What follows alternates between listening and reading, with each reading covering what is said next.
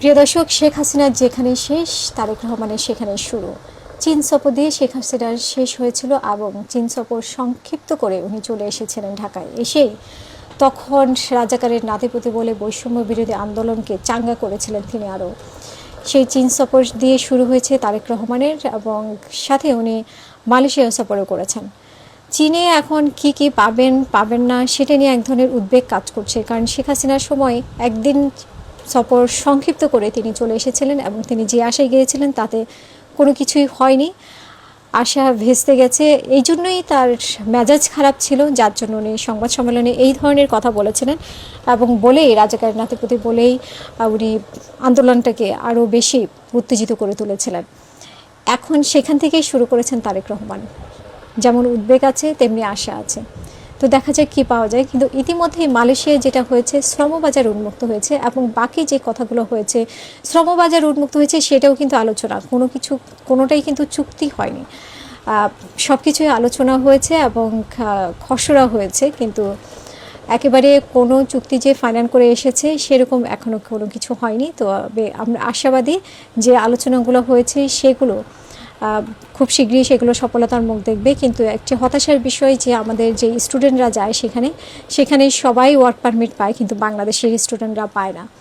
তো এই নিয়ে উনি আলোচনা করেছিলেন, কিন্তু প্রধানমন্ত্রী আলোচনা করেছিলেন, কিন্তু বলা হয়েছে যে প্রত্যেকটা দেশের জন্য আলাদা আলাদা সিস্টেম। তো সেখানে ভবিষ্যতে এটা নিয়ে ওনারা এই ওয়ার্ক পারমিটটা খুলে দেবেন কিনা বা কাজের পারমিশন দেবেন কিনা সেই ব্যাপারেও নিশ্চিত কোনো কথা হয়নি।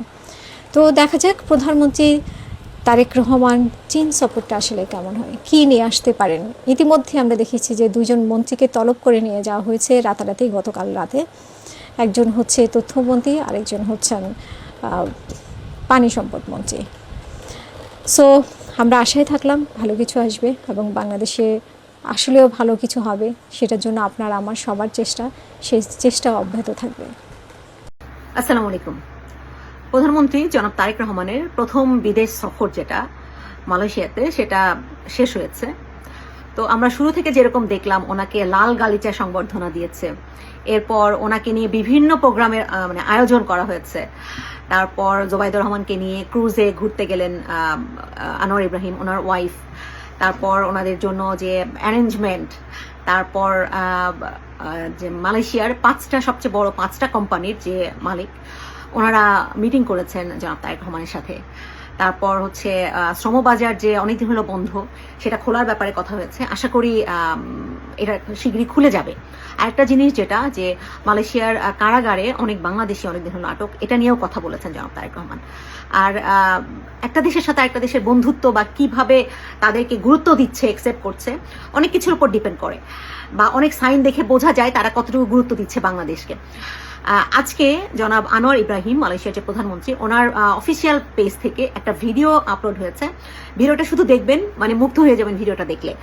ভিডিওটার প্রথম কিছুক্ষণ পর, 1 মিনিটের পর মনে হয়, বাংলাদেশের গায়ক হাবিব ওয়াহিদের একটি গান আছে, আমার বন্ধু মহাজাদু জানে।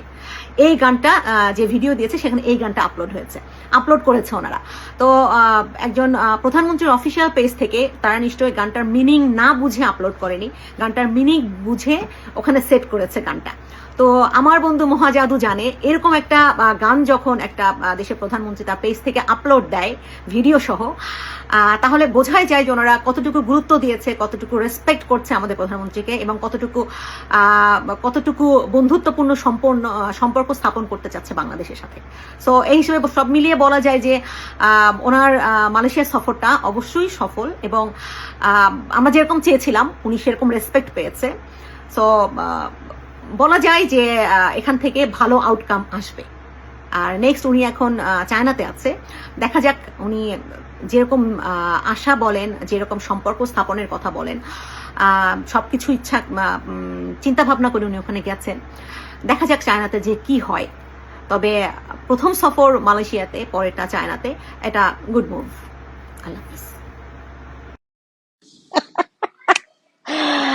না হেসে আর পারছি না।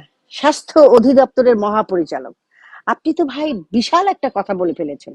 সাংবাদিকদের দিয়ে আপনি বাথরুম পরিষ্কার করাবেন, বাহ! আপনাকে তো সেলুট দিতেই হয়।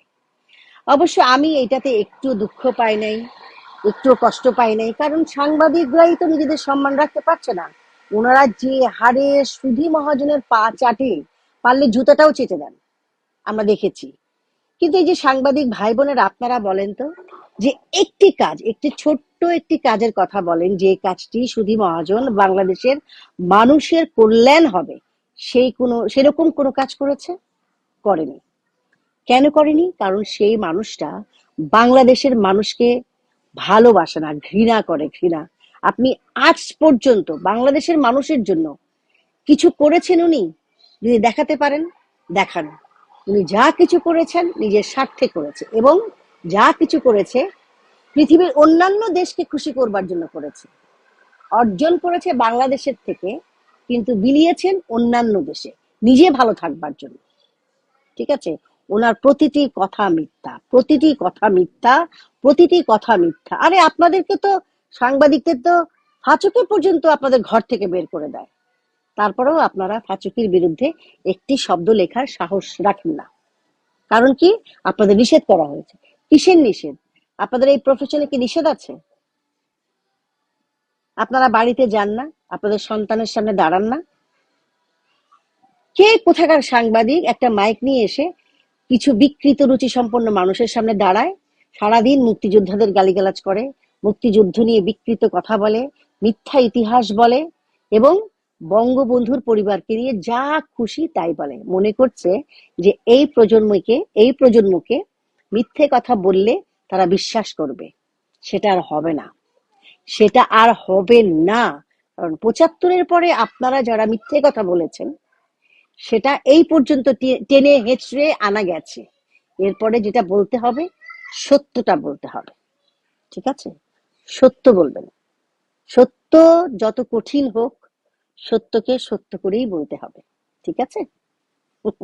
এবার আপনারা আপনাদের দিকে তাকান। আপনারা যদি অসম্মানিত হন, সাংবাদিক ভাই বোনেরা, আমরাও অসম্মানিত হই। ভালো থাকবেন। জয় বাংলা, জয় বঙ্গবন্ধু। বাংলাদেশ চিরজীবী হোক।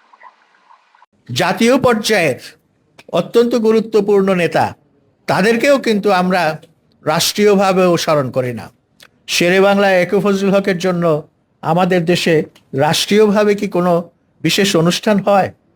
সম্ভবত রেডিও টেলিভিশনে তার মৃত্যু দিবসে হয়তো একটা কথিকা প্রচার হতে পারে, এর বেশি কিছু নয়।